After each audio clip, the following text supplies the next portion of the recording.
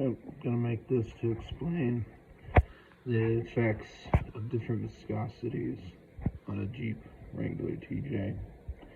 I got banned from the TJ forum for asking about oils and different viscosities and putting out like ideas and stuff, for giving bad advice and trolling, because they would follow me to every question that I would answer, or my questions too, and just post memes. And I got banned for talking about viscosity and how carbon strands bond and break, and how they probably have never even heard of a hydrocarbon in their entire lives, I guess, these guys. And you go back and you look at all their posts and their comments, and they don't have anything. They don't say any advice. They don't help in discussing. They're not doing anything to learn. Anyway, so this is my experience with 5w-30 viscosity and 10w-30 and 10w-40 now is what I'm experimenting with, for good reason. And I'm driving up daily about like 10 to 15 degree pitch of a road, and it's very steep, right? And longevity wise, it's gonna wear out your drivetrain, and your transmission is gonna wear out, especially if you're using low end torque to conserve fuel. And so, I don't want to pay $10 every day just to drive up a hill. Anyways, so 5w-30 has only ever been a necessity in extreme cold. It works for negative degree temperatures, and that's about it. If it's hot out, I noticed that my Jeep would have more metallic idle at startup before the oil gets hot. And then it runs at, the standard viscosity. And so 10w-30 works for everything, right? It's just perfect if, you want the horsepower and the torque, have a balance.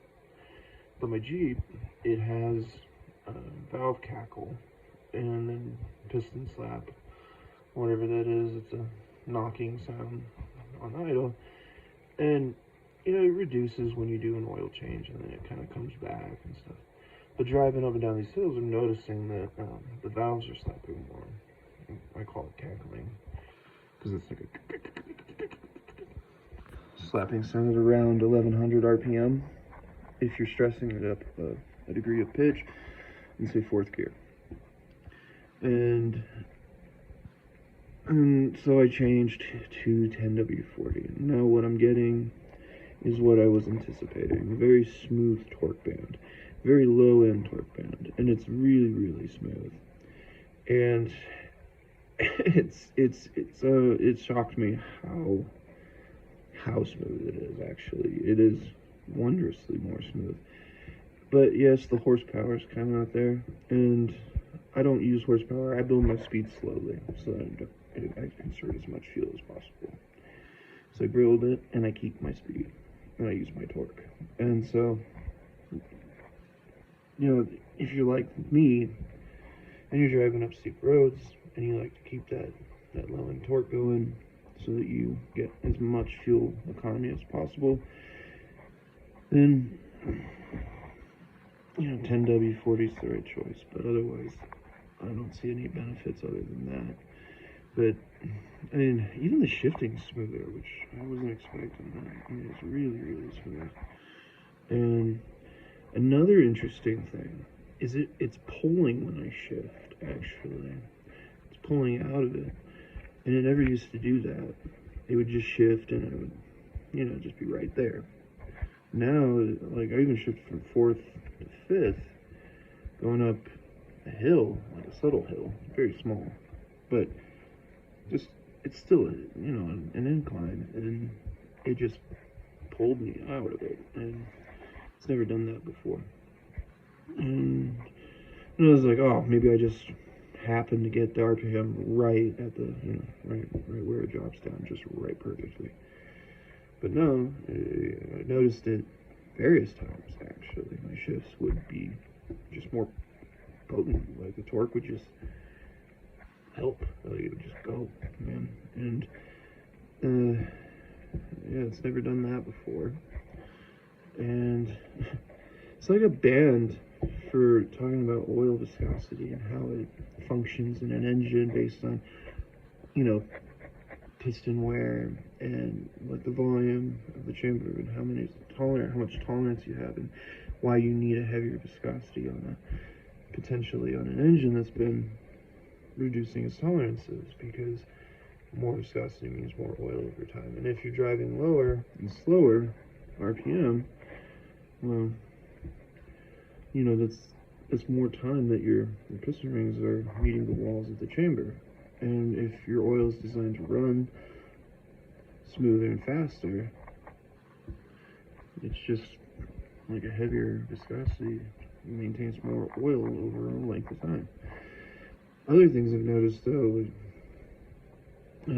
it sounds wetter when you start it up, and then it gets warm and it's fine. It's a really soft sound too. It's not as loud as the engine isn't as loud as it was, and it almost sounds kind of more like a muscle car, you know. And maybe it's running more rich. People do complain about having worse fuel economy, but I have the patience. So yeah, one time I got 42 miles to the gallon in my Jeep through various mods and changes to my Jeep, and just, you know, the road was set up perfectly for this for a month, and I spent $25 a month and a half of driving, and I got 42 miles to the gallon. So, you know, I averaged 30, and now living in the mountains, it's down to 15 miles per gallon at best. So that's, you know, $25 a week in gas instead. And that's it.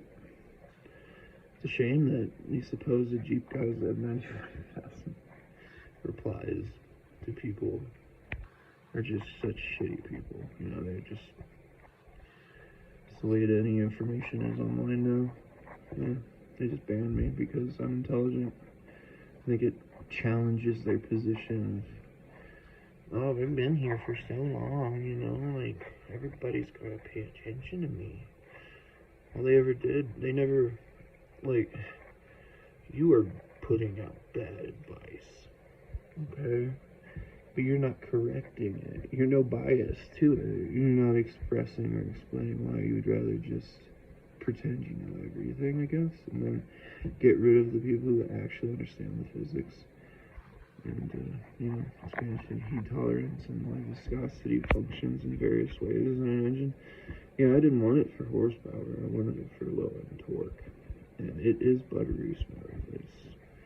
It'll hopefully help, you know, protect everything because of using low RPM to drive up very steep roads.